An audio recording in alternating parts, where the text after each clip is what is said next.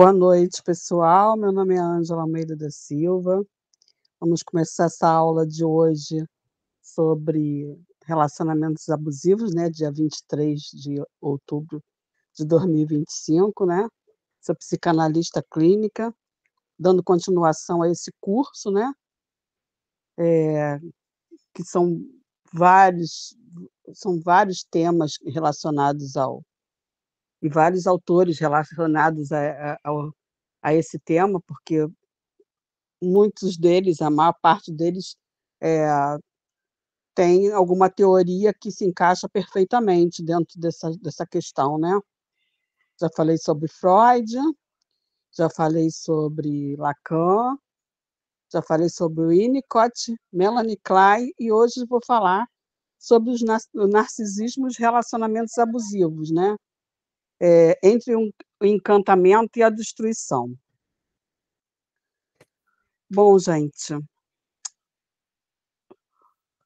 como a Cideles, a gente já falou um pouquinho anteriormente, antes da gravação, né, o narcisismo ele é um conceito central na psicanálise. Ele assume esse lugar, né, privilegiado, que é um lugar importante dentro dessa questão dos relacionamentos abusivos. Sim, Freud, né, o narcisismo articula-se, né, ele se relaciona, né, ao investimento libidinal do eu e a escolha objetal. Em Lacan, ele ganha contornos ligados ao estágio do espelho e à alienação imaginária, ou seja, já na contemporaneidade, o narcisismo é alimentado por uma cultura da imagem, né? Porque, olha, Nossa Senhora, essa cultura da imagem, né? Onde as pessoas elas se colocam numa posição muito narcisista, porque é esse culto, né? A gente vive numa sociedade do culto do corpo, né? Do culto do imaginário, né? Porque nada condiz da verdade com uma realidade concreta, porque às vezes são sorrisos, são viagens, são tantas coisas, né? E às vezes as pessoas não mostram o outro lado da vida, né? Que às vezes para fazer uma viagem elas fazem um monte de crediário, né? Bota o cartão de crédito para fazer essa viagem, parcela em 200.000 vezes, entra no restaurante, a mesma coisa. É uma vida, assim, às vezes, de muita ilusão. E além, né, de estar relacionado com os relacionamentos abusivos, também está relacionado muito com a questão da depressão nos dias de hoje.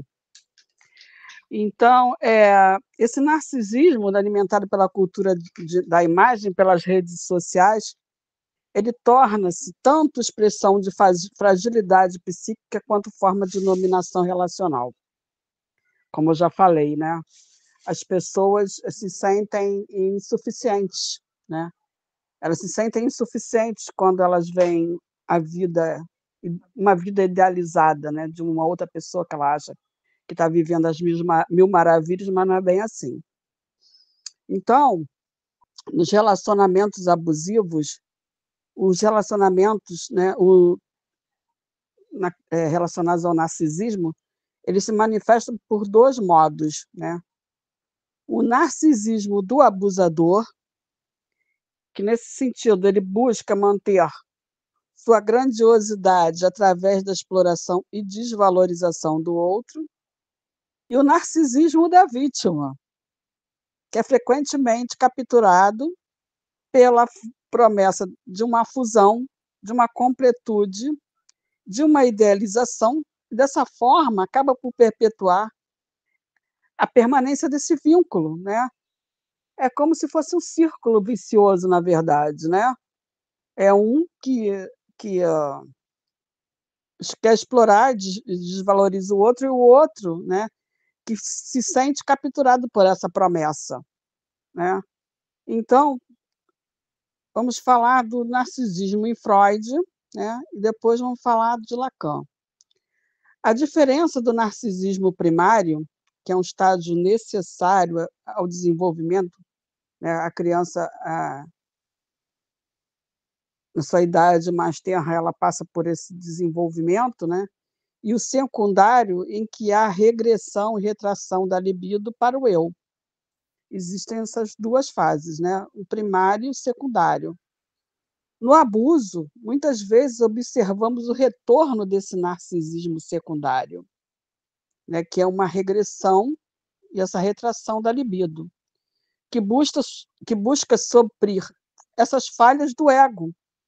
E essas falhas do ego só se consegue, né, eh se sublimar através da submissão do outro. Então, quando a criança, né, sai desse narcisismo primário, passando ao secundário, essa retração da libido acaba por criar uma carência, né, porque essa carência já vem da infância também, mas quando ela não vai para dentro da linguagem, né, como diz Lacan, quando ela não entra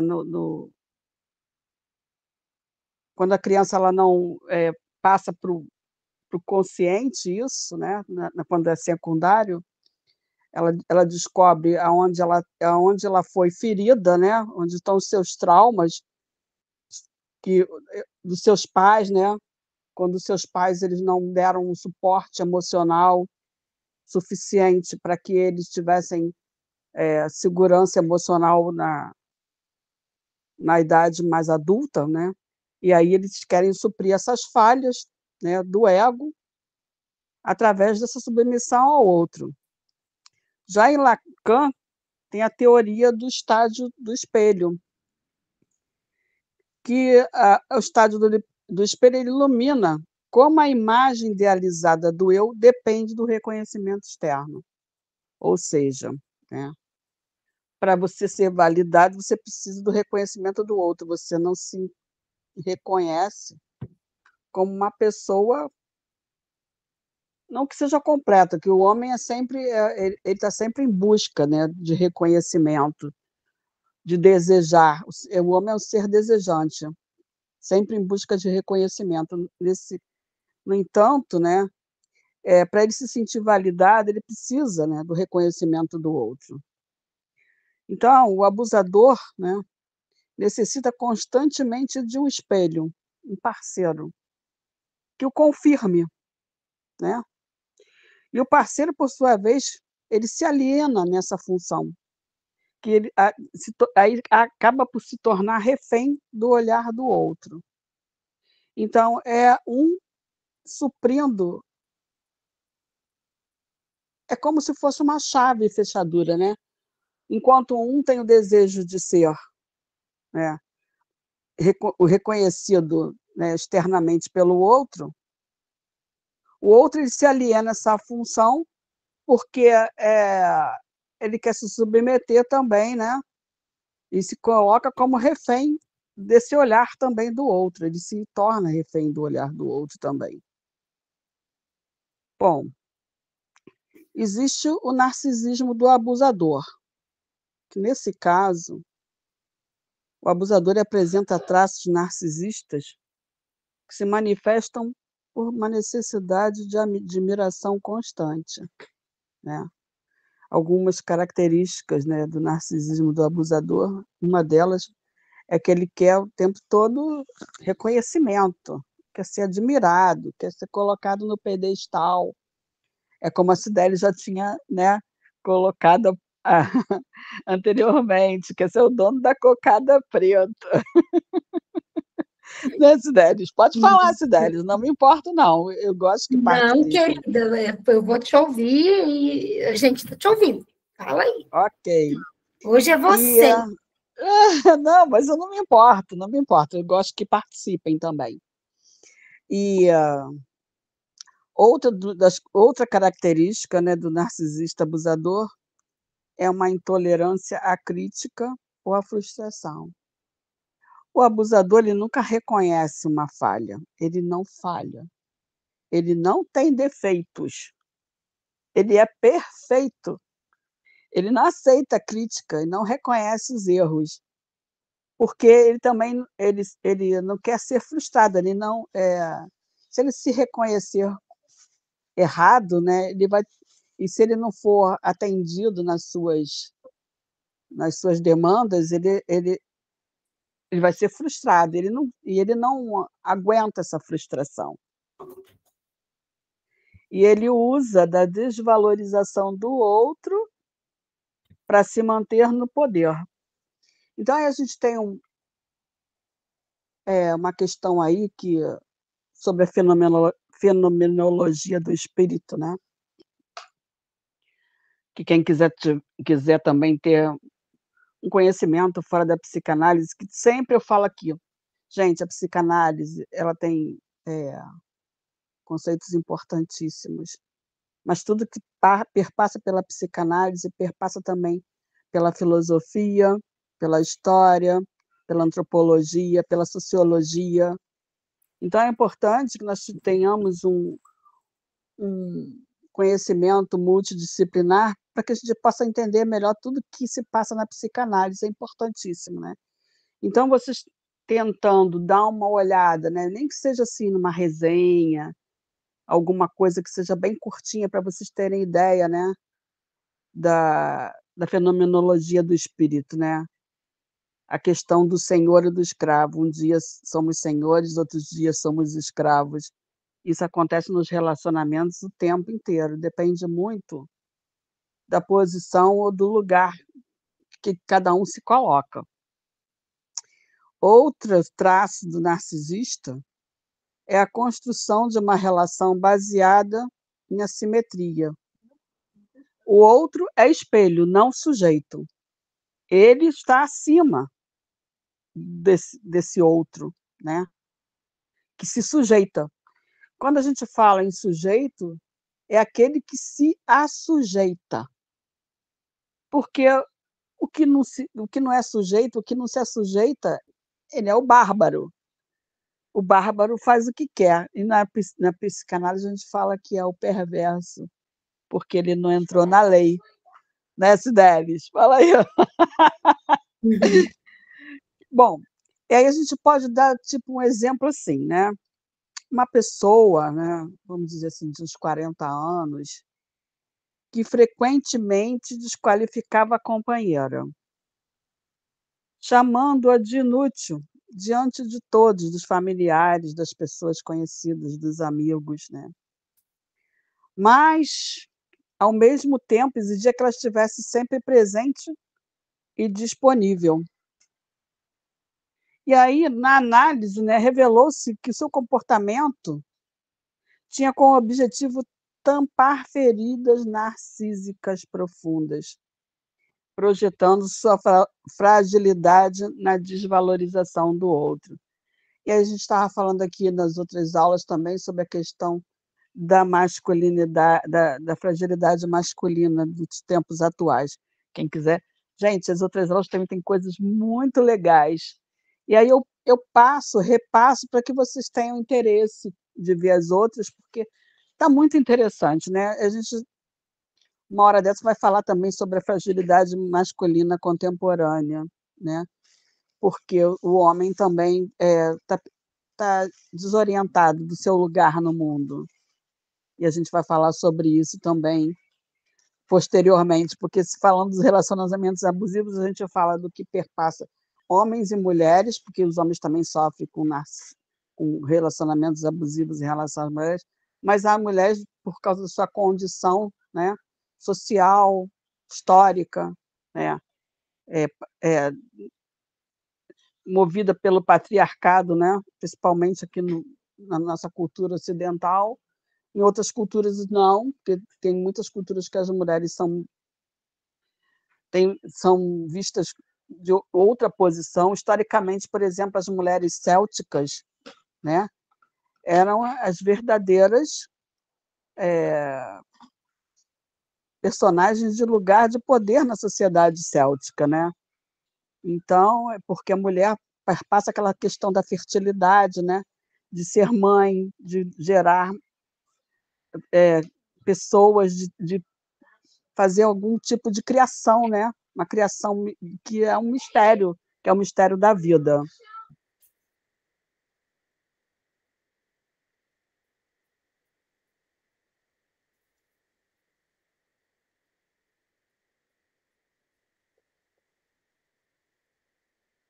Ângela?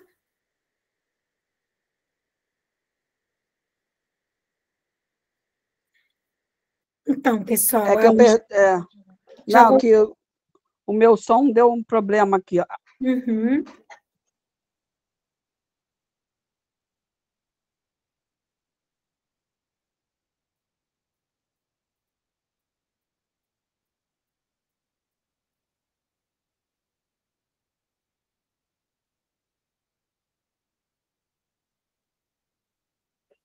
Nossa, tô tentando aqui botar o som, mas está complicado. Eu Eu vou. estou ouvindo você, Ângela, está ouvindo direitinho. Ah, voltou? Tá? Desde a primeira vez que você falou, tá tudo bem. Ah, então tá. E aí agora a gente vai passar pelo narcisismo da vítima, né? Porque, nossa, o abusador é tão narcísico quanto a vítima, porque ela também participa dessa dinâmica, né? Mesmo que de forma inconsciente, ela participa dessa dinâmica. Então, ela tem um desejo, né, de ser muito especial, né? Um objeto especial, um ser especial que tenta completar o outro, né? Ela tem esse desejo inconsciente de completar o outro, essa idealização de uma relação como uma fusão romântica, né? A gente, nós temos a questão do romantismo, né? Historicamente também nós tivemos uma fase do romantismo na poesia, na história, e se criaram, né, estereótipos do que seria o amor, né? E isso a gente vem internalizando ao longo da história e das relações, né? Isso tudo não é agora, a gente não encontrou isso pronto, isso veio ao longo do tempo, se solidificando nas relações e nas mentes, né? Criando essas regras, essas normas, né? E essa maneira de pensar, essa cultura. Não vou esquecer do meu fone para não atrapalhar você. Então, ela, a pessoa vítima do narcisismo da vítima, né? Ela tem um medo, né, inconsciente, mas ela vive um paradoxo, na verdade, né? O medo de perder o status de ser a escolhida pelo parceiro. Se você quiser, tá pronto. Sônia, seu som está ligado. Desculpa. Sem problema. Aí ela tem medo de perder, né, o status de ser a escolhida, né? Porque ela tem aquele sentimento narcísico também. Por exemplo, uma pessoa que tenha, vamos dizer assim, 27 anos, e aí os relacionamentos abusivos, por causa desses paradoxos em que ocorrem essa questão do encantamento e a questão da destruição, né? É um relacionamento muito instável, muito instável. Existem rupturas e existem reconciliações. E isso é uma coisa que é válida praticamente o tempo inteiro, né? Porque o narcisista ele tem essa questão, ele produz essa violência psicológica, né? E aí, não havendo conciliação em alguns momentos, né? Não havendo submissão da vítima, acaba por Então também, como a Cidelis falou, né, o grandioso, que ele se acha o rei da cocada preta, enquanto ele não é satisfeito, ele também vaza. Ele pula fora por um período, e depois ele... Essa é uma armadilha. Ele primeiro ele conquista a vítima, depois ele começa a desvalorizar a vítima, depois ele sai do relacionamento, mas ele não consegue abandonar esse relacionamento e volta. E nesse tipo de relacionamento é sempre esse tipo, ele querer se valorizar em vários relacionamentos, às vezes não um relacionamento só. Em alguns momentos ele pula a cerca para poder abusar ainda mais da vítima, né? Abusa ainda mais da vítima, desvaloriza ela. E aí o que acontece é que a vítima ela quer sempre provar que ela está no controle da situação. Então, aí um exemplo, né, que de uma mulher de 27 anos que relatava a seguinte situação: ele me escolheu entre tantas. Devo aguentar suas crises, por isso mostra que sou importante. Essa é uma forma de um relato, né? Porque ele escolheu ela entre tantas e ela se sente a melhor. Ela é uma questão também da nossa criação como mulheres, né? Essa questão da gente idealizar sempre aquela mulher que tem que manter o casamento. Ela é que é a responsável, né? Ela que tem que se submeter. E aí essa permanência dela no relacionamento abusivo, né, revela essa alienação narcísica no ideal de ser indispensável. Pode falar, Cidelis. Abre o microfone, Cidelis. No narcisismo grandioso, o homem, ele, como no narcisismo, o narcisismo grandioso vem de alguém que internalizou a fase do narcisismo primário, de 0 a 6 meses, onde a criança imaginava que ele e a mãe eram um único ser. Então, nesse tipo de relacionamento, aquele homem, ele vai internalizar o fato de que eu não posso ser frustrado.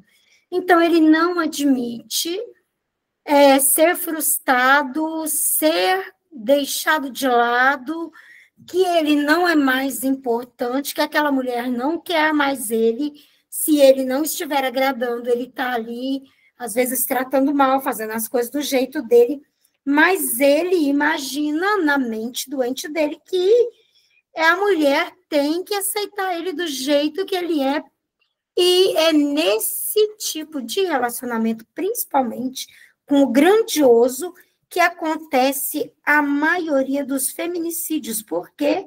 Porque aquele homem que não foi frustrado na infância, ele não pode ser frustrado por mulher alguma. Quem aquela mulher pensa que é, para que ela não o queira, já que ele é tão maravilhoso assim. É verdade. E aí existe o que eu estava falando anteriormente, essa questão do ciclo, né, narcísico do abuso, né? Primeiro, né, existe aquele encantamento inicial, né? O abusador ele idealiza a vítima, criando essa sensação de completude. É a nuvem cor-de-rosa, gente, sabe? Tudo é perfeito, tudo é maravilhoso, né? Ele é que nem é que nem jogar a isca para o peixe, né? E depois que o peixe está fisgado, gente, está ferrado, né? Porque sai da água e vai para a panela, enfim. Depois vem essa questão da desvalorização, né? O abusador começa a criticar, ele começa a humilhar, ele começa a rebaixar, e aí ele se engrandece, né? Ele vai alimentando a sua grandiosidade, né? Vai se sentindo a última bolacha do pacote. E nesse sentido, ele vai... Pode falar, Cidelis.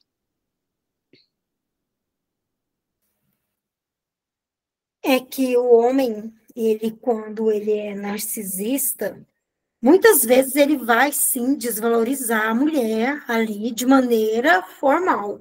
E de outras de certa forma, muitas vezes não. Há pouco tempo eu conheci um senhor que disse que a esposa dele deixou ele, que ele era muito maravilhoso e tal.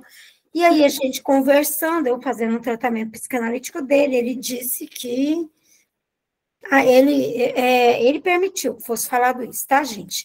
Ele disse que aquela mulher, ela não era boa, todo mundo via, que um dia ela queria fazer uma viagem para ver os pais, e ele foi numa tia dela, falar com a tia dela, eu não tenho dinheiro, mas a fulana quer tanto viajar.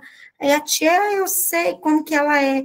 Ou seja, sutilmente, e não de maneira assim, nem todos vão desvalorizar de uma maneira que a mulher veja. E que os explícita, né? vejam. De maneira sutil, muitas vezes, eles vão minando o amor e o respeito que a família tem por aquela pessoa.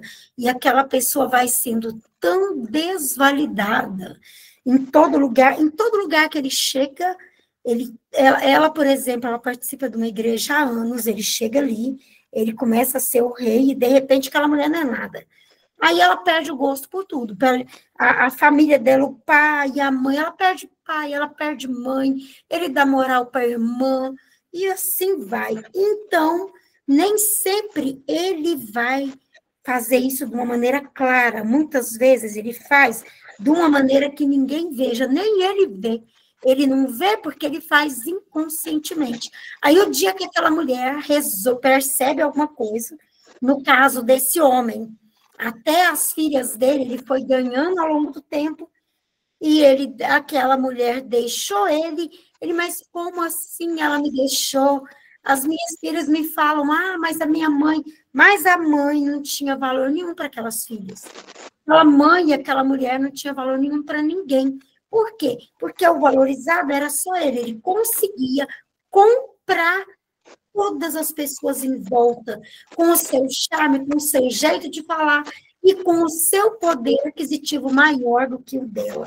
Ou seja, o narcisismo nem sempre ele vai nos pegar de uma maneira assim direta, onde nós vamos ser desvalorizados diretamente. Nem a vítima consegue perceber que aquele homem está minando totalmente em todos os lugares a autoestima dela. Olha, muito bem.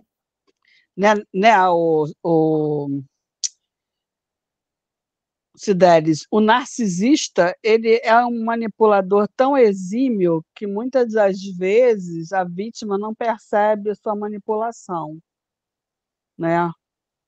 Ela fica vendida nessa parada, de verdade. Bom, continuando com esse ciclo, né, narcísico desse abuso, vem agora a dependência, né? Porque a vítima fica ligada a esse encantamento inicial. Gente, esse encantamento é tão bem construído, né, que a vítima fica sempre retornando, né, idealizando esse encantamento inicial e se sentindo culpada porque que aquilo passou, por que aquilo acabou. Estava tão lindo, tão maravilhoso, né? Então ela fica se esforçando o tempo inteiro para que esse encantamento, né, inicial retorne, né? E ela busca restaurar esse ideal perdido, né? Desse modo, porque ela quer voltar, porque o narcisista ele tem uma forma de tentar conhecer a vítima, ele procura descobrir o que ela gosta, o jeito que ela é, as coisas que a agradam. E aí, esse encantamento inicial, ele coloca ele investe, né, toda ele investe toda essa força, nessa potência, né, no relacionamento, para que é como pegar a abelha com mel, né, com pólen, assim, coloca toda aquela coisa maravilhosa. E aí aquela mania de fazer com que essa vítima ela perca os pais, os irmãos, os amigos, até mesmo a religião que ela gostava, é para que ela se sinta presa a ele e não consiga. É como do tipo assim, a única saída que você tem e o seu lugar no mundo sou eu, ninguém mais. Sim, ele faz esse afastamento, né? Ele procura ser o centro do universo dessa pessoa, né? Dessa vítima, né? E vai alienando essa vítima da sua família, vai afastando a família, alienando essa pessoa da família para manter esse ciclo, né, de abuso e de dependência, viu, ô Laodiceia? Então, é como eu disse, né, tem essa fase da repetição, né? Então, que esse ciclo vai se perpetuando, né? Criando sempre essa compulsão, a repetição narcísica, porque esse ideal que se criou, né, esse imaginário que essa pessoa, né, vítima do abusador, internalizou, ela era Deus no céu e ela na terra, gente. Então, ela se sentiu o máximo. Então, é a questão, né, do narcisismo da vítima também. Né? Porque ela se sentia, era Deus no céu e ela na terra, aquele homem só faltava deitar no chão para ela pisar. Então, depois que aquilo tudo muda, aquela idealização, né, de romântica, né, e ela está sendo frustrada o tempo todo em relação a isso, ela quer voltar àquele patamar novamente. Então, ela repete, né? E ela vai se esforçando, ela vai se descabelando, e ela não sente que ela está sendo manipulada ao ponto de ser colocada de forma inferiorizada, né? Ela vive lutando, né? E ela se sente exausta nessa contradição, né? Nesse paradoxo. Muitas conseguem sair, principalmente, né, na questão se elas procurarem ajuda na psicanálise, né? E, pessoal, Sideli sabe melhor do que eu, a gente está aqui, né? Ela está estruturando aí a rede de análise, importantíssimo para quem está na psicanálise, para quem também tem alguns problemas emocionais que precisam ser resgatados, né? É muito importante que a pessoa faça, não só o psicanalista, todos nós fazemos, temos os nossos analistas, né? E as pessoas que também, nesse mundo, que precisam de ser resgatadas, né? Também. E aí, a gente pode pensar também nessa questão do narcisismo, né? Na nossa cultura contemporânea, né? Na nossa sociedade, né? Porque a gente sofre muita exposição.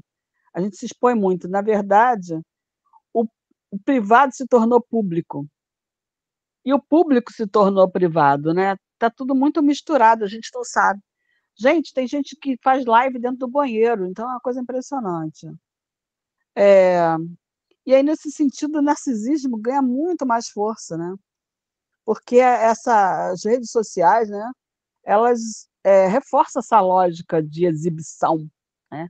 Porque o narcisista é um pavão, né? Ele gosta, né, de se mostrar, de pendurar a melancia do pescoço e ser o bambambam da parada. Pode falar, Cidelis. O que eu quero dizer é que o narcisista, ele não sabe, ele não tem consciência que ele é narcisista e ele sofre muito. Não é exatamente que ele seja a vítima, mas ele é a vítima dele mesmo. Porque, como ele não percebe, e muitas vezes ele não quer perder aquela mulher, ele não quer perder aquela família, e ele vai perdendo, e muitas vezes ele chega à depressão profunda, muitos cometem suicídio, então o narcisismo, ele é possível melhorar. Uma pessoa que é narcisista, ao longo da análise psicanalítica, essa pessoa vagarosamente pode ir tomando consciência da sua condição e melhorando na sua maneira de agir, para que ela mesma seja mais feliz. E podem ter certeza que isso acontece. A pessoa que se coloca à disposição de se observar, de olhar para si mesmo e prestar atenção nos ensinos da psicanálise que a gente traz para os nossos analisandos através dos nossos atendimentos, porque à medida que a gente atende, a gente passa conhecimento, sim, para os analisandos, a pessoa vai se vendo e vai percebendo quanto aquela necessidade de validação muitas vezes machuca ela mesma e prejudica ela mesma. E ela pode ir, sim, se livrando um pouco, não 100% do narcisismo, até bastante, e inclusive mudando a sua configuração psíquica. Isso é possível, porque o narcisista ele também sofre muito e ele não percebe, mas com as próprias atitudes. Tanto o narcisista que abusa, quanto o que é abusado. Mas é muito difícil também de reconhecer isso e procurar ajuda, mas é possível, né? É possível. Então, esse abusador, né, por causa dessa lógica de exposição, por causa dessa coisa das redes sociais que estão muito ativas, né, na nossa contemporaneidade, ele acaba por utilizar essas redes sociais para controlar, para vigiar, para humilhar. Vocês veem muito, tem muito disso, né? Existem também eu esqueci como é que se fala o nome, os Rauts, não sei. Essas pessoas que ficam perseguindo as outras nas redes sociais, elas cismam com uma pessoa. Eu vi no outro dia uma reportagem a respeito disso, né? A mulher foi no dentista e começou a ficar interessada no cara, mas o cara não estava afim dela, estava fazendo o trabalho dele. E aí ela começou a perseguir ele, começou a perseguir nas redes sociais. E quando ele arrumou uma pessoa, aí que ela começou a perseguir mais ainda. Stalkers. Stalkers, isso. Stalkers. E aí essas pessoas também têm um grau de narcisismo também, porque elas não aceitam serem frustradas. Elas não aceitam receber um não, né? É muito problemático toda essa situação dos relacionamentos na questão narcísica, né? Então, a vítima, nesse sentido, né, ela acaba por ser, às vezes, controlada quando é uma relação mais próxima, né? Uma relação mais de mais compromisso, né? Ela acaba por se sentir controlada, vigiada e humilhada sempre, sempre, né? Por exemplo, vamos pensar aqui, uma pessoa que acaba permanecendo numa relação em que é constantemente desvalorizada. E aí ela tem essa necessidade de ser vista como a escolhida. E aí, desse modo, ela revela essa dependência narcísica, né? Porque, entre tantos, né, ele me escolheu, então eu sou a bam-bam-bam. De outro modo, né, por exemplo, um homem abusador que usava as redes sociais para expor a parceira, né? Muitas das vezes desqualificando-a, né, publicamente. E aí ele, com essa atitude, né, ele acabava por reforçar uma afirmação narcísica de poder. De outro modo também, né, uma vítima que revelava tinha esse encantamento inicial, né, ela se sentia culpada por não conseguir mais ser a mesma que o parceiro idealizou. E aí na análise, né, se mostrou que a captura narcísica, ela vem acompanhada pelo ideal de completude, né. Então, gente, o trabalho analítico, né, ele deve, desse modo, com todas essas questões que foram levantadas aqui, ele deve explorar essas feridas narcísicas do abusador e da vítima. Aonde, né, em que momento da existência desses seres eles foram desqualificados, desvalorizados, sofreram algum tipo de abuso, de trauma, né, de um pai autoritário, de uma mãe violenta, agressiva, narcisista, né. E desvelar essa alienação, né, essa alienação imaginária, né, um amor idealizado que na verdade não existe, né. Essa idealização é que sustenta esse vínculo. E se não houver a quebra dessa alienação, né, se não se for colocada, né, se se não for retirado esse véu, né, a pessoa não entende que isso, não é real, é uma coisa que a pessoa imagina, né, fica dentro do imaginário. Outra coisa que o trabalho analítico deve fazer é ajudar a vítima a desconstruir essa ilusão de completude. Eu não a pessoa não pode se precisa entender que dentro desse sofrimento todo, como é que ela vai se sentir completa? A pessoa passa por um sofrimento muito grande de desqualificação, de desvalorização, de controle, né, de abuso de todos os tipos, emocional, físico, psicológico, né. Então como é que a pessoa vai se sentir completa numa numa gangorra emocional? É ilógico, né, a gente tem que desconstruir isso.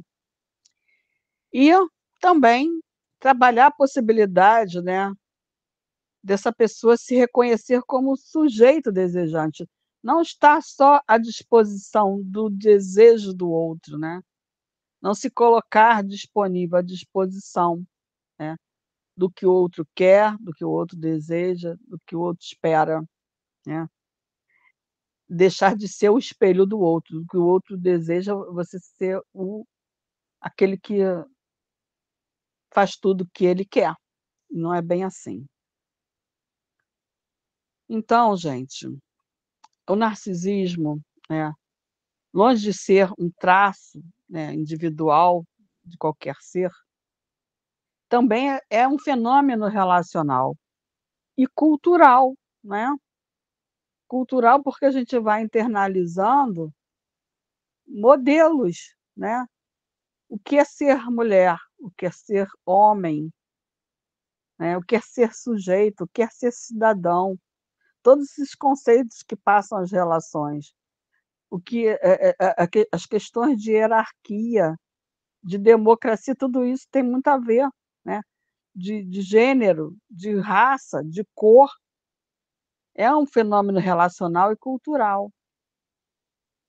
Então, nos relacionamentos abusivos, né, esse fenô e essa esse narcisismo atua como um motor de encantamento, de submissão e de destruição. Primeiro ele, como eu já falei, primeiro ele encanta, depois ele submete, né, é um círculo de abuso, né, esse ciclo do qual eu já falei, e, eh, e de destruição, porque vai minando, né, a própria personalidade de quem se submete.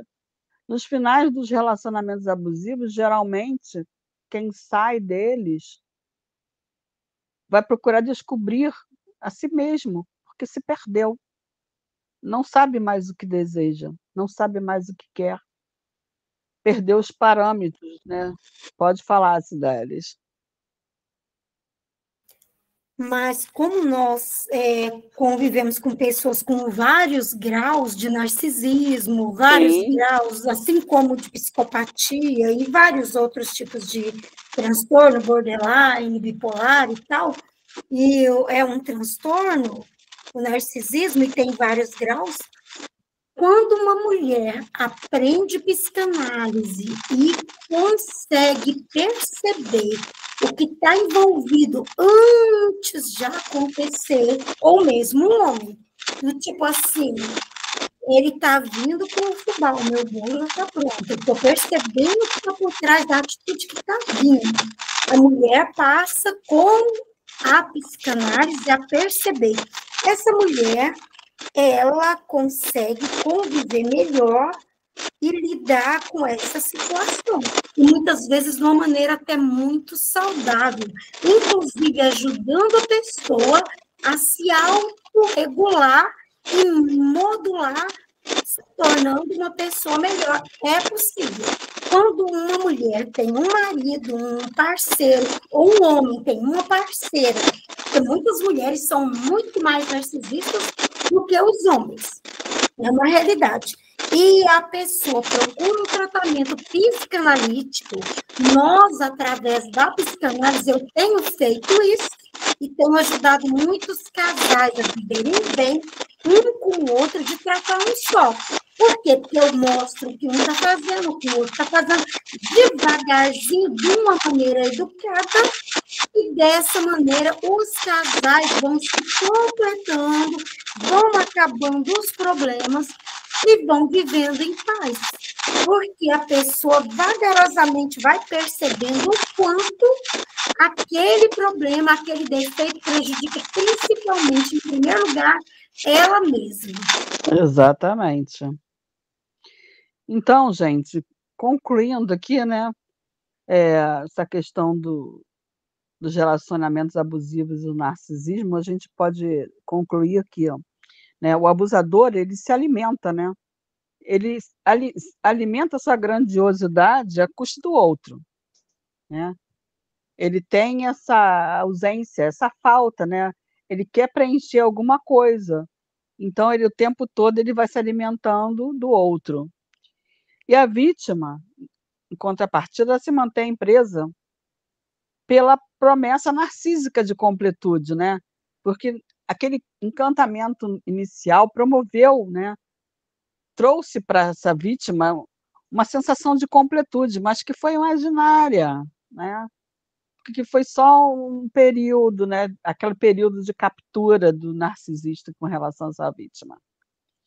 Então, a análise, né, ela revela, então, essa dimensão, né, imaginária e simbólica do narcisismo, né. Aí, e com isso, ela possibilita a gente reconstruir, né, a autonomia subjetiva, rompendo com esse ciclo de abuso. É isso, gente. Espero que vocês tenham gostado da aula. Eu estou aberta aqui para alguma pergunta, se tiver. Se alguém quiser saber mais alguma coisa, nós vamos, chegar a outros tópicos desse mesmo tema. É um tema muito abrangente, né, a cada aula a gente vai se aprofundando mais, né, nas questões que para que se esclareça, né, todas as perspectivas com relação ao que acontece dentro desses relacionamentos.